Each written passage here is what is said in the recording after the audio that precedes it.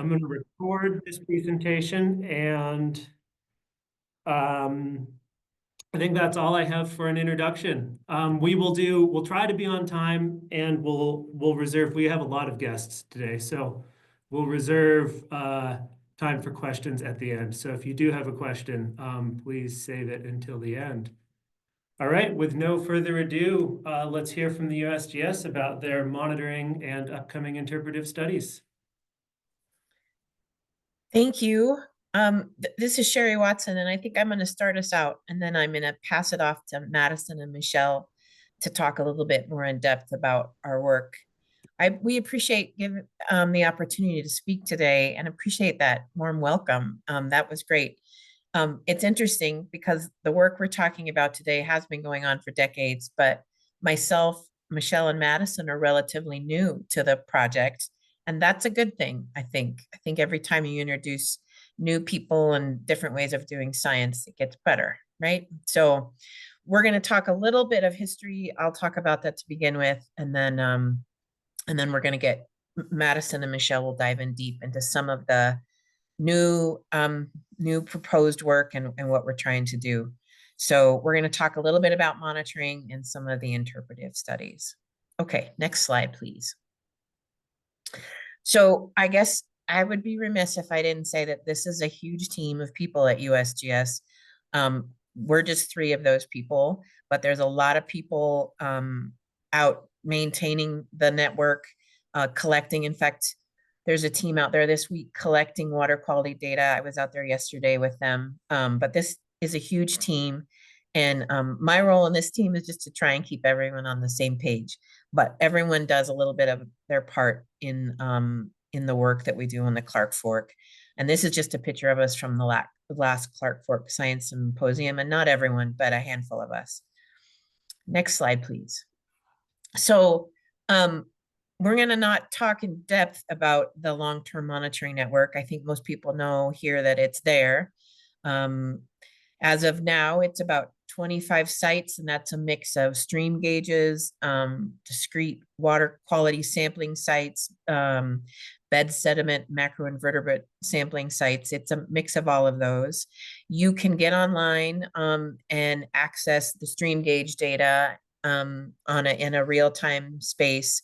And there's a link there. There's several links in our talk, and if we can share those with you at the end if you're not aware of those. So again, these network of sites have been ongoing since 1985, and then surface water quality data has been collected in this basin since 1985 for the metal concentrations that we'll talk about today. And we also work closely with DEQ and ARCO on compiling our data. Some of the data that Madison will present today is some of our data and some of a mix of data. So we try and work closely with our collaborators too. Next slide, please. So everyone, I think, is pretty well aware in this group about the historical stressors in the Clark Fork, and metals were thought to be those big stressors. There's a long record of seasonal monitoring of water quality across the basin by us and all the collaborators. And most recently, the work with Montana Fish, Wildlife and Park and other fisheries biologists from U.S. Fish and Wildlife Service have showed that low flow years really limit fish recruitment in this basin. And all of those kind of topics come into our current work and our understanding of what's going on in the Clark Fork Basin. Next slide, please. So I'm just going to brush over the next few slides, or brush over some of the historical data, and then Maddie and Michelle are really going to dig into some of the most recent work. But this is a graph of a sum of flow normalized concentrations of metals that I just discussed: arsenic, copper, cadmium, zinc on the y-axis, across time on the x-axis, and you can see that there's a general decreasing trend of metal concentration. Really most pronounced kind of at the Silverbow Creek at Opportunity graph up in the upper left-hand corner. These again are samples that we collect 6 to 8 times a year, March through November. but the general trend is decreasing in water concentrations. Okay, next slide. This is a graph of sediment concentrations. Again, concentrations in sediment on the Y over time on the X, and you can see the different metals are colored here. So arsenic is yellow, cadmium's blue, copper's purple, lead and zinc. Zinc is the black grayish color. But again, in certain areas, such as at Silver Bow Creek at Opportunity, we're seeing decreases of metal concentrations in sediments. But at some of the other sites, maybe not necessarily so much of a decrease. Again, these sediments are sampled once a year, usually late in the summer by us. Next slide, please. This last one I'm just going to introduce, and then Michelle is going to talk about this more in detail. But this is data that's been collected since 1986. And it's a culmination of macroinvertebrate community composition, which indicates their health, the health of the system. So non-impaired is green, and then of course down below zero is slightly moderate and severely impaired. And you can see in the early 1986, most of the stations that were sampled were more impaired, slightly moderate to severe. Versus now in the recent last years, more of those stations, macroinvertebrates are indicating a non-impairment. So based on just the community composition sampled once a year, there's also been an improvement that we're seeing. Next slide. So before I turn it over to Madison, I'll just remind everyone that all of this data is available. That's the great thing about USGS too, is that everything is publicly available that we collect. So there's a mapper where you can get on and see all the stream gauge sites and get into real-time data. We have our publications and data releases up on our website. There's lots of ways to get into water quality data if you want to download it. Water data for the nation and the National Water Quality Portal, which is a compilation of data. Again, we can provide these sites if anyone needs these after this talk as well. And with that, I think I'm going to stop and I turn it over to Madison. Thanks, Sheree. That was a really nice summary of what we've learned from historical monitoring on the Clark Fork. And so I'm going to start talking about how we are proposing to address the current challenges in the Clark Fork, and really focusing on the decline in fish populations in the uppermost reaches. So this decline in fish populations started in the last decade and has really gotten attention in the last few years. The abundance of age 3 brown trout used to be correlated with minimum flow during the year that they were hatched. But in the last decade, these low numbers have persisted even in higher flow years. And these low numbers have persisted for so long that the reason for this decline is probably not a single event, but it might be a more persistent stressor, like changes in water quality. So to better understand why this decline has occurred, we've been partnering with lots of other folks on the Clark Fork. We've had 2 meetings that included a whole slew of different folks from different agencies. And the goal of these meetings is really for people to share data and try to generate some momentum on what we can do to tackle this problem. So what we've learned from these meetings is that this group really wants to know more about water quality risks to fish currently and historically. So to start, I want to walk through a conceptual model to show what we've learned from these conversations in a bit more detail.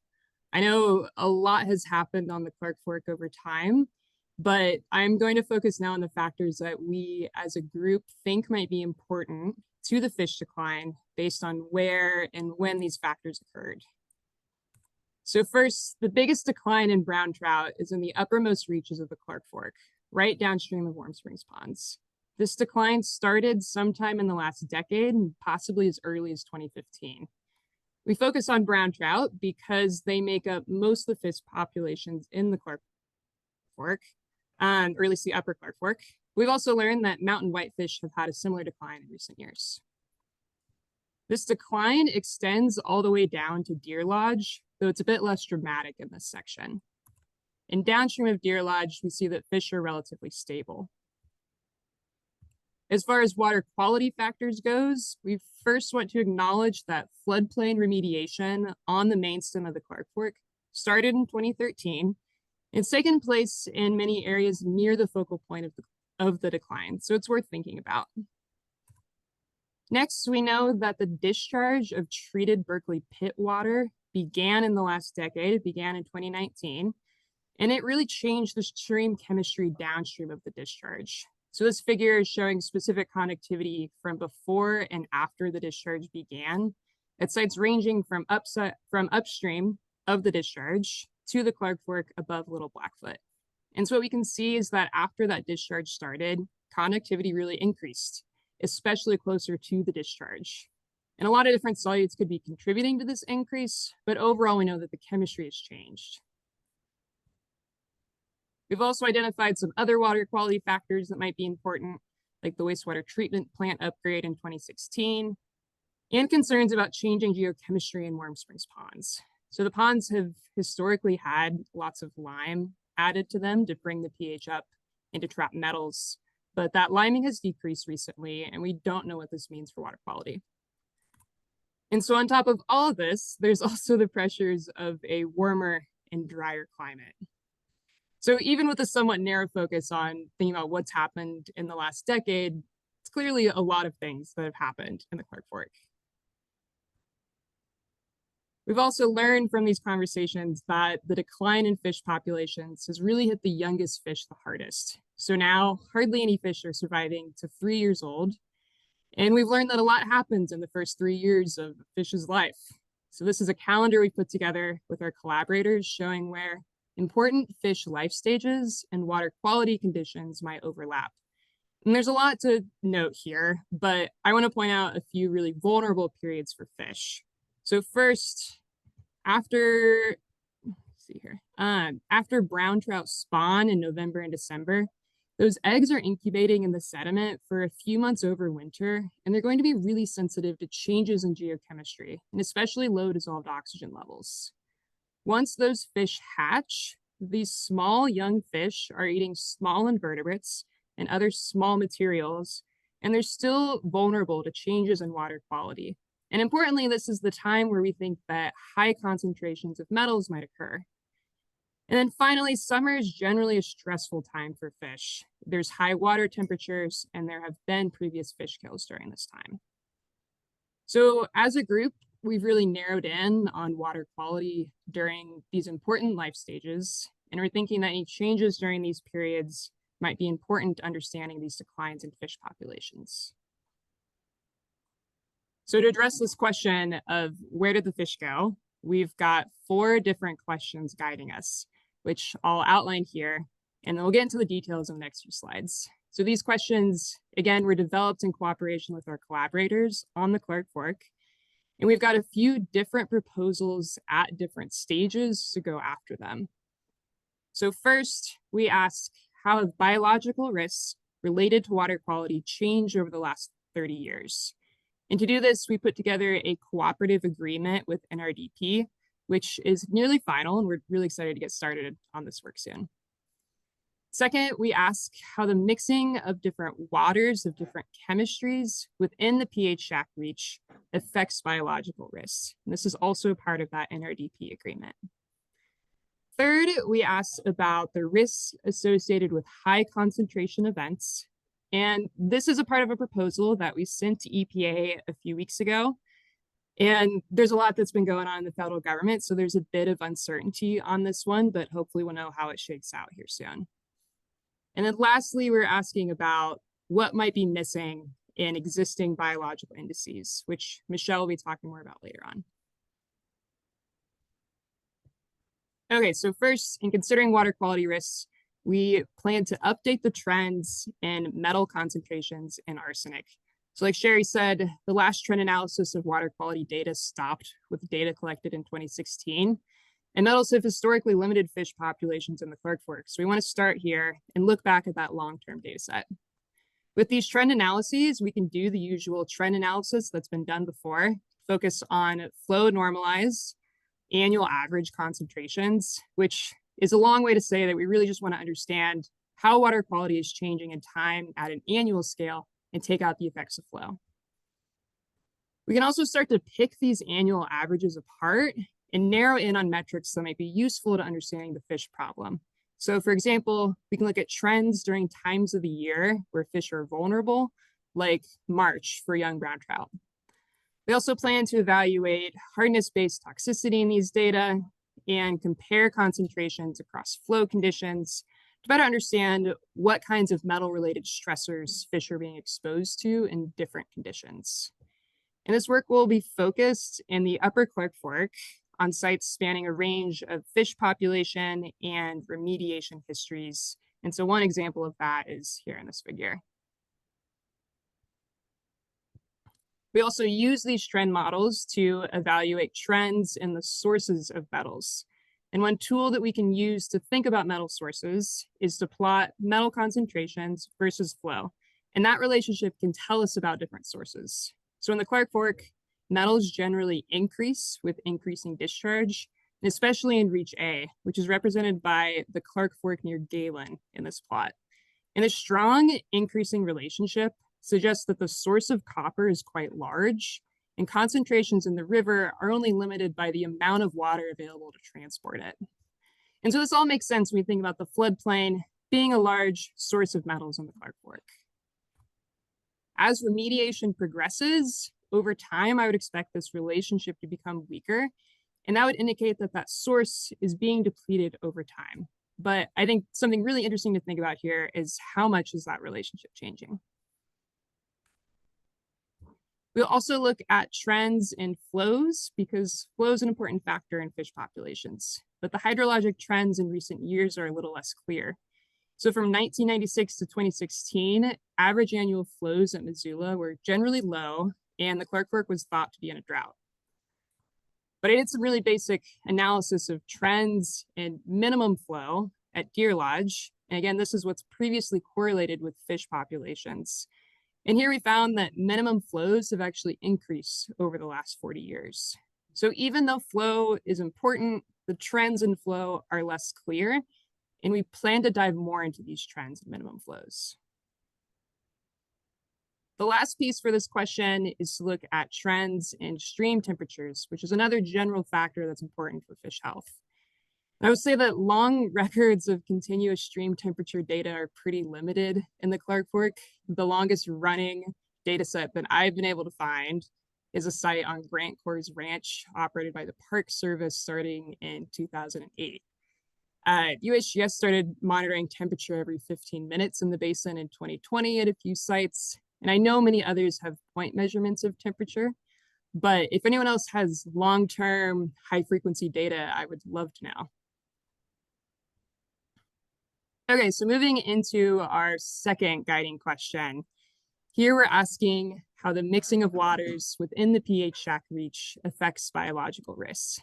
And the reason that we're really narrowing in on this reach called the pH shack reach is because this is the place where fish have really dramatically declined the most.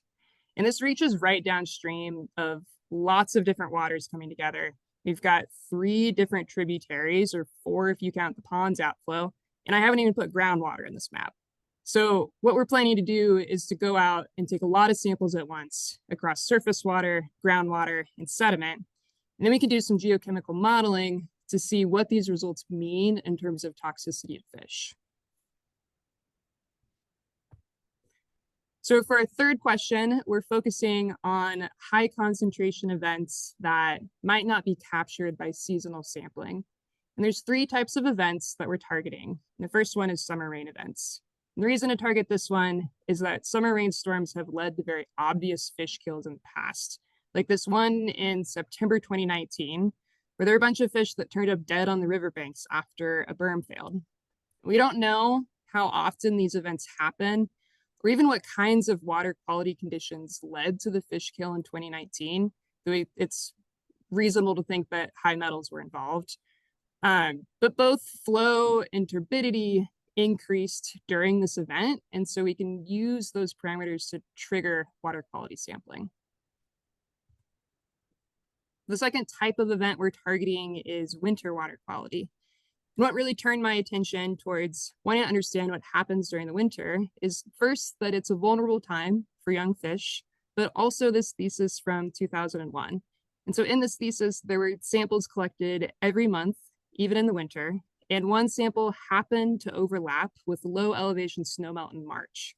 And so what was really interesting is that copper concentrations during this initial streamflow pulse were similar or even higher than those during peak flows. And these high concentrations might be related to an initial flushing of groundwater on the floodplain. And this kind of event is something we just don't know a whole lot about, or at least I haven't seen a lot of other data on. And in the long-term data, we see more support for winter sampling because it was really surprising to me to see that dissolved cadmium and zinc are typically the highest right before and after the months that we don't sample. So this plot is showing scaled concentrations over the course of seasons across many years. And so here the year-to-year variability is removed. We can focus on the variability within each year. And what we see is that dissolved cadmium and zinc are highest in March, maybe November. We don't have much data in between these months. So again, this is a risk we just don't know much about. The last event we want to target through this proposal is both low and high pH events in the summer. And this is just because they can both cause toxicity in different ways. So at high pH, ammonia can be toxic directly to fish, even at low levels. So in the past, there were exceedances of chronic ammonia criteria, and these typically happen in August or September when pH is high in the Warm Springs Pond's outflow. This is based on biweekly sampling, and these events may be more frequent than what we have data to show. And on the other hand, low pH, especially at night, can enhance metals-related toxicity as more metals are released from sources near the channel. This was really clear in a study from High Ore Creek near Boulder, Montana. And here, these authors were predicting that most fish deaths were predicted to occur at night when pH declined and metals increased. So to put this third question all together, we have proposed this work to EPA in collaboration with a lot of different partners. And what we want to do is target certain events to collect high frequency water quality samples and also expand our continuous monitoring. So to do this, we want to start a new site with continuous monitoring in the Warm Springs Pond's outflow. And so at this site, we'll have a lot of different parameters that are generally important to water quality, like stream flow, pH, conductivity, dissolved oxygen, turbidity, and temperature. And then at our sites downstream, we want to expand the continuous monitoring that's already there to include pH and dissolved oxygen. We are also looking at expanding the sampling at some intensive sites, what we're calling intensive sites. So at these sites, we'll have triggered sampling of ammonia and metals. And we'll also have some winter grab samples and continuous monitoring year-round. Okay, I'll turn this over to Michelle for our last question. Sweet. Thanks, Maddie, for walking us through those first three questions and taking a deep dive into the water chemistry and water quality on the Clark Fork. So I'm going to pivot us a little bit for this last question and look at bugs and dive into what are we missing from existing biological indices on the Clark Fork. So I want to start by broadly looking at bug communities and what they're telling us. And this plot, Sheree already brought it up early in the conversation, but I want to give us a little bit more context. So this is looking at a number of USGS monitoring sites on the y-axis, and then year on the x between 1986 and 2023. And the colors represent the quality of the site based on biointegrity metrics. And looking at this plot, we see that as time goes on and long-term monitoring biotic indices show that the upper Clark Fork is actually becoming less impaired. So this index takes into account different macroinvertebrate metrics that are thought to explain aquatic health. Some of these include ratio of mayflies, stoneflies, caddisflies, a ratio of midges, etc. And we know that this metric gives high value for taxa that are sensitive to stressors in the aquatic system, like these caddisflies, mayflies, and stoneflies, but then gives lower or even negative values for taxa that are tolerant to stressors, like this chironomid and blackfly larva. And since 2019, this multi-metric index shows all sites on the Clark Fork are slightly impaired or non-impaired. So by looking at this, we would assume that aquatic conditions are getting better for fish, but we know that that's not the case. And we know that that's not the case based on what we see in the chemical makeup of bugs that are present on the Clark Fork. So instead of looking at communities, this is now looking at the actual chemistry and metals within the bugs. And this is a small this is a subset of the sites from the Clark Fork, and we're just going to focus on these three because these are the sites where we see the biggest decrease in young fish populations. So these plots are showing year on the x-axis and the total metal toxic quotient on the y-axis. This quotient is normalized fish toxicity thresholds of each metal that we found in Hydropsychidae, which is a type of caddisfly. So values that are above 1, which are that red line on these plots, mean that there will be a negative physiological response of the fish. And then anything below 1 or anything below that red line means there will not be a negative response. And what we see is that at every site for every year, there are negative impacts of eating the caddisflies. And then these negative impacts have been pretty consistent over time, or are at least consistently over 1. But there is some nuance to this. So historically, we have analyzed metal content in only these hydropsychid caddisflies because they were what was available on the sites. And then we also know that they're quite metal tolerant. However, they make up a really specific feeding group. They're collector-gatherers. And we know that there are other bugs on the Clark Fork, some of which would give us a better idea of what the small fish are eating and are exposed to dietarily, such as this chironomid or midge. We also picked certain size classes when we went out to sample to meet specific mass requirements for analysis and have avoided sampling these smaller bugs, which leaves a huge knowledge gap in what we understand about the Clark Fork food web. So metals in the big caddisflies have stayed pretty consistent over time, but we're missing a big part of the food web by missing these smaller bugs and other bugs that are not the caddisflies. And I think part of the reason we don't understand why we're missing these fish is because we don't actually know what the metal concentrations are in the food that they're eating. So this is a study from the Yellowstone Basin and the Great Basin that show in brown trout, caddisflies only make up about 1/4 of their diet. And other bugs such as mayflies or ephemeroptera or true flies, which are diptera, make up quite a large portion of their diet. So kind of intuitively, fish aren't just eating the caddisflies that we're studying, they're eating a lot more of the fish that are within that aquatic system. This is also from that same study. It's a non-metric multidimensional scaling plot. It's basically a type of ordination that shows similarities and differences of variables based on distance from each other on the plot. And we see that our brown trout have a pretty general diet, but seem to trend towards eating more mayflies and true flies, which are those diptera and ephemeroptera over to the left, which is why it's important that we study metals in more bugs that are not just the caddisflies, which is that Trichoptera to the lower right part of that plot. And all of that is to motivate this idea that we're missing a lot of the story about the food web in the Clark Fork. And on the Clark Fork, we have such a unique opportunity with our data set where we have both the community data and the metal data. So we can do something similar to what Loma and others at UC Davis did and explore dose response curves of different taxa in relation to metals, into the metals that we see in the caddisflies.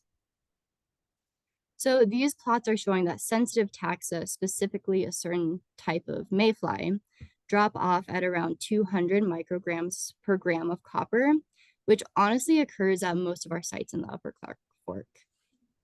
So I'm not necessarily interested in these sensitive bugs because they aren't even an option as a food source for the fish in our reaches. What I am really interested in is the presence of other more tolerant taxa that are a large food source to our younger fish, such as Simulity, which are blackfly, chironomids, which are a midge, and then Baetis, which are a type of mayfly. And many of these taxa aren't widely studied. And what we want to do is, or what we want to know is, do metal tolerant taxa in these highly impacted areas bioaccumulate large quantities of metal and pose a dietary risk to fish? So basically what I want to know is what's going on in this group where we might have a lot of caddisflies that are holding a lot of copper, or in some cases, no caddisflies, and we have no idea what's going on in the copper and the macroinvertebrates. And we want to know what's happening with those smaller, more general, and more tolerant taxa that the fish are eating, to understand what's happening with the decline in our young brown trout populations. So with that, I will leave thoughts of bugs swimming around in your head, but I want to put up the rest of our questions in case we have time for other questions or discussion.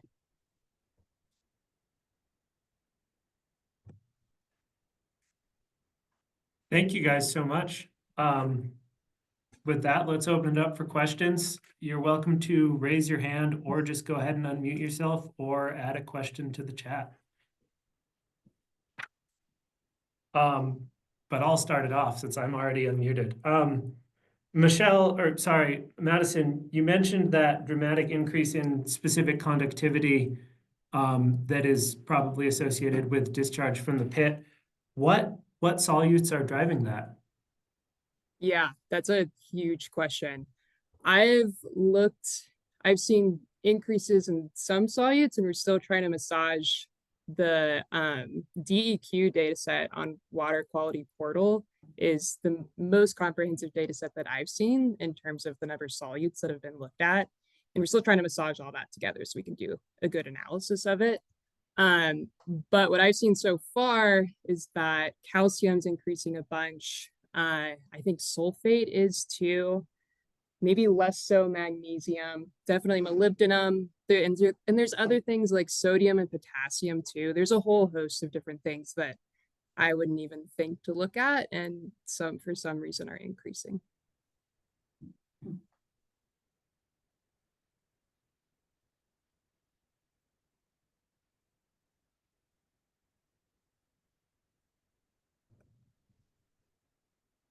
I'll go if no one else is ready. Awesome presentations. I mean, it was really great to see all of that information organized in such a comprehensive and detailed way. I'm really impressed. There was a graph early on that Sheree presented on sediment that looked like metals in surface water had been going down over time, and it showed that trend, but there was one panel that showed sediment concentrations at the Deer Lodge site, and it almost looked like sediment had increased in the past few years. And I hate to have you go all the way back to the beginning of your PowerPoints, but We're almost there. keeping you on your toes. Yeah, you're looking. Yeah. So this one here. Yeah, and certainly the time frame, is raising some red flags with me, considering, the fish decline. So, and also, the cleanup that's been going on there. So I think that's an interesting data point. Maybe that's a site to keep our eyes on.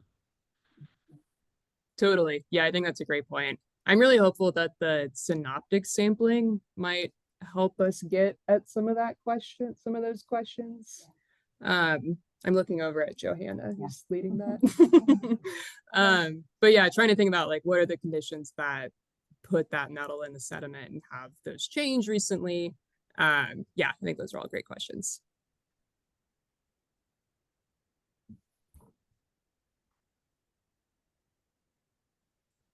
I'll jump in if no one else has a question. I'll second the appreciation for the clear way that you've put all this very complicated data forward. Very much appreciated. And definitely, even though I've seen some of these data before, seeing new things because how you presented it. So super appreciate that. In terms of other parts of the food web, I really appreciate the focus on the fact that by looking at the taxa that are easy to analyze or that are at a late enough growth stage that they're easy to analyze, we may be missing things that are important, especially for those young fish that are, their gape size is pretty limited. They're not going after the big honkers. So I think that's awesome. One question I have that I've sort of mentioned before and then been thinking about it a little bit more to a subset of folks is to what extent are there existing data, and maybe someone on this call might know, in terms of zooplankton in the Warm Springs ponds that could serve as a subsidy? And I'm thinking back to when we were sampling emerging inverts, and and Michelle, you would know this better than anybody. There's tons of damselflies. Damselflies, one of the things that they will just mow down on, given the opportunity, are tiny little zooplankton, and so. I'm wondering if with the change in terms of wastewater management at Butte and switch to a more efficient system, less nitrogen coming into the Warm Springs ponds, might that have led to a change in plankton and change in, especially in terms of export of zooplankton to those upper reaches, which are where there were the highest densities and might have historically been a lot of young fish that are not currently able to persist there today. So are there any data, any insights into that? I know that we collect algae on the sites. And like Sheree said initially, I'm quite new to this project and still trying to dive into what data we have and what has been interpreted and what has just been sitting. So I feel like at this point, I'm not going to be able to give you a super good answer, but we have been looking at the algae and I think that data is just sitting there. And I know that's a little bit different than exactly what those damsels are eating, but that could give, I don't know, maybe some sort of an indication. And is that algae in the ponds or just algae in general? No, it's not algae in the ponds at all. Yeah. So, and I don't know if we have collected that and that's sitting somewhere or, yeah, unknown. Could be a great thing to collect though. Yeah, I mean, I just would be curious in terms of what's happening in the ponds themselves in terms of zooplankton, which could be exported to some degree downstream. Could subsidize the food web there. But yeah, I don't know if anyone's looked at zooplankton in the ponds. I've not seen anything, but I haven't looked as hard as maybe I should have. And Molly just put something in the chat for algae and rock scrapes from each site. Oh, should be published this week. So there you go. Thanks, Molly. I have a question. Well, I wanted to I have a request, but I also wanted to say I think a data set that maybe you're missing is ARCO's data sets. So when you're talking about the discharges from the mine, the treated water from the mine, they sample very regularly, daily on some things. And there's selenium, there's calcium, there's sodium. There are all the things you mentioned.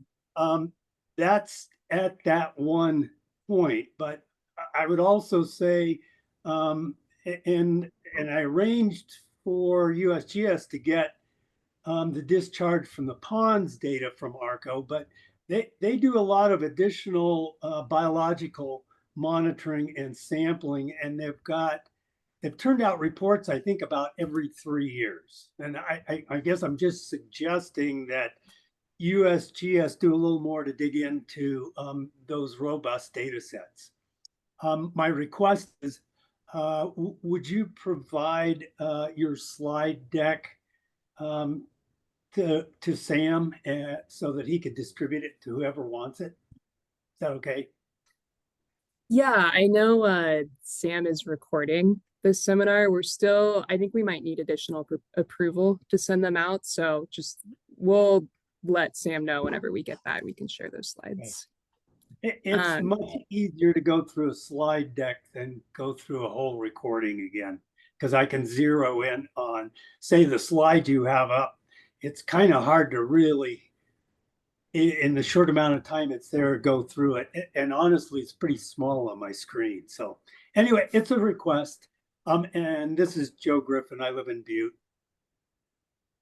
Yeah, thank you for that. Yeah, I think there's a lot more to the ARCO data set than what we've been able to look at. And I think looking at using that data set to try to think about the changes in chemistry after the pit water discharge started would be a really interesting place to start. And if you have poured over those reports and have summaries that you want to talk about, I would love to chat about that. It's quite a rabbit hole to get down. But it is a hell of a rabbit hole. I really get I have access to their data. They have a data portal. That's mostly the data in Butte, and it includes chronic and acute water quality sampling. So no place in the state of Montana have they sampled urban stormwater, at least for metals, the way they have in Butte. But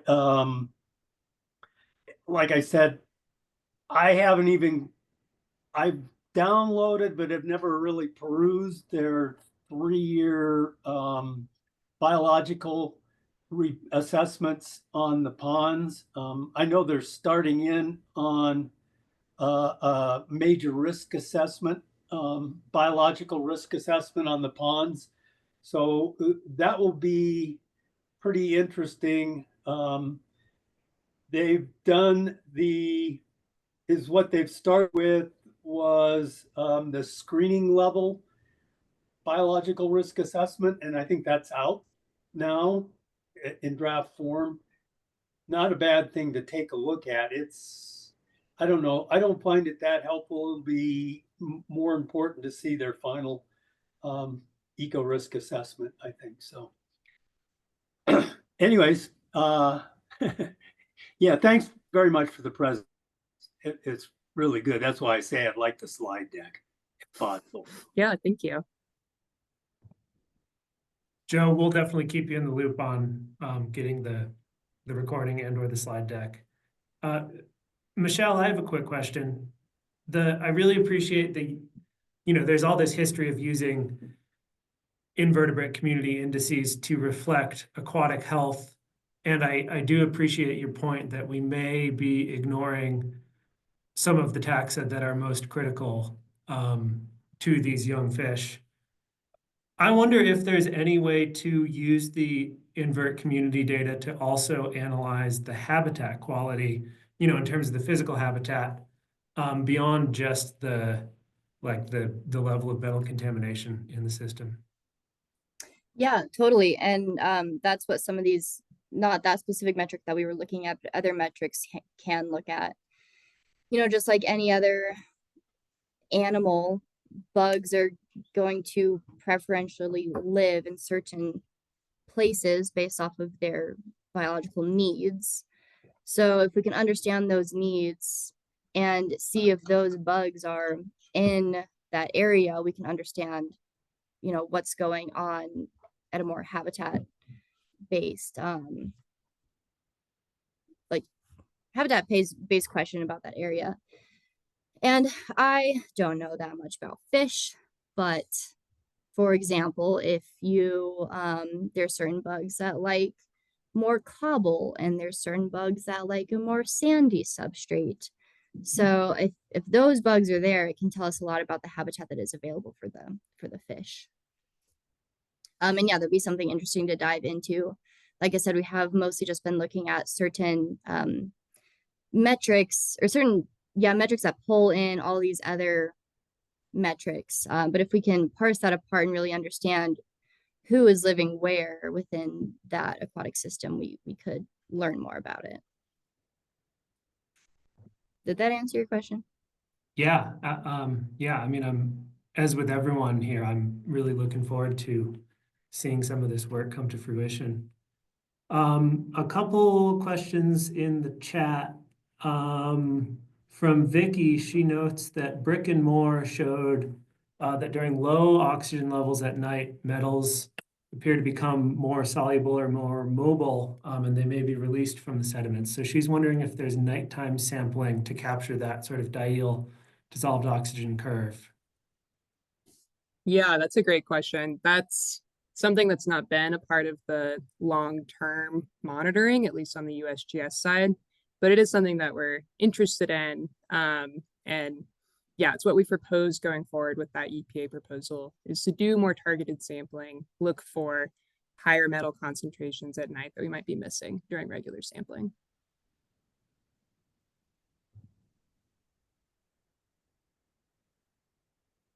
And then one more from Aria in the chat. Do you have temporal coverage for all the dissolved metals concentrations? And what's the time span? How many years? And do you expect to continue that temporal data set in the future? Yeah, definitely expect to continue, at least for the next 5 years. And we have dissolved metals, I think, back to the late 90s. I know there's been a lot of analysis methods that have changed in there. And so some, in terms of the lab analysis methods have changed. So I think lab methods and even field methods have changed a lot in that time. But I'm pretty sure we have data going back to the 90s. And did I miss another question in there? There's one that was answered. I'm getting lost in the chat, which is a good problem to have. There's a question from Ray Vinke earlier. He asks, and Nathan did provide an answer to this, but just for the whole group to think about. He asked, what fish represent the greatest biomass on the Clark Fork upstream of Garrison? And are trout the most important ecologically? What about the other species up there, whitefish, suckers, sculpin, as well as the birds and mammals?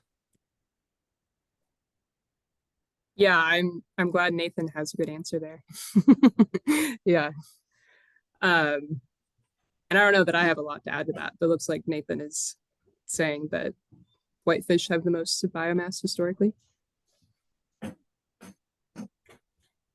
Yeah, it's a little bit of a complex question in that it's, one spot on the river has the same community, the same percentage of whitefish to trout to suckers, and it changes throughout the seasons as those fish are moving around to spawn and complete their life cycle. But yeah, historically whitefish have outnumbered trout, anywhere from 4 to like 20 to 1. So way more whitefish out there than trout. Suckers are more rare, but they can get pretty big, especially down near Garrison. So the contribution of those different species is going to depend on where you are. And then I don't know enough about the birds and the mammals to speak about those, but it's a good point, Ray.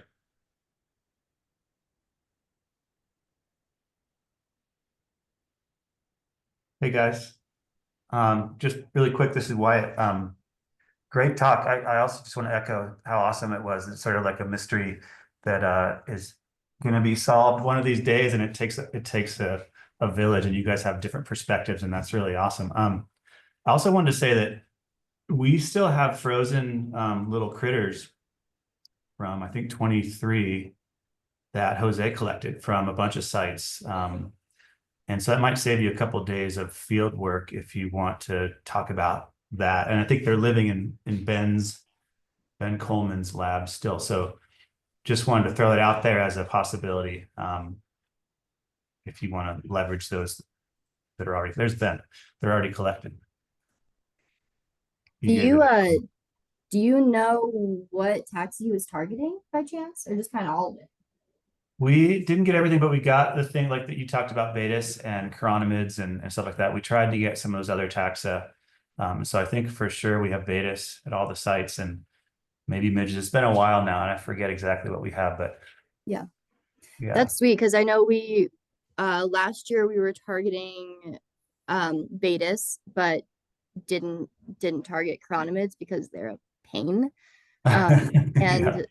And yeah, that's amazing that if that Jose took the time to pick those out individually, but I still need to get with Ben and figure out exactly what we have. I don't have a good list of what we collected, but I know that the vials are labeled and stuff, so we can get to the bottom of that. Yeah, that's amazing. Thanks for bringing up that data set. For sure. Well, we are just about out of time. On the data availability note, Madison, we should follow up. CFC has a bunch of temperature data. We're trying to collect it and make it useful, so we should follow up on that. Oh, that's great. It may be a minute before it's in usable form, but we're working on it. Well, thanks, Madison and Michelle and Sheree. This is an awesome presentation. I'm really looking forward to seeing this work develop. I also want to thank USGS, Montana DEQ, Montana NRDP, and the Clark Fork Coalition for collaboratively putting this forum together and keeping it going. And again, if anyone has any follow-up questions, any ideas for future talks, you're welcome to shoot me a note, sam@clarkfork.org. And with that, it is 12:59, so we are out of time. Thanks again. Hope to see everyone next month. Thank you all. Yeah, thank you.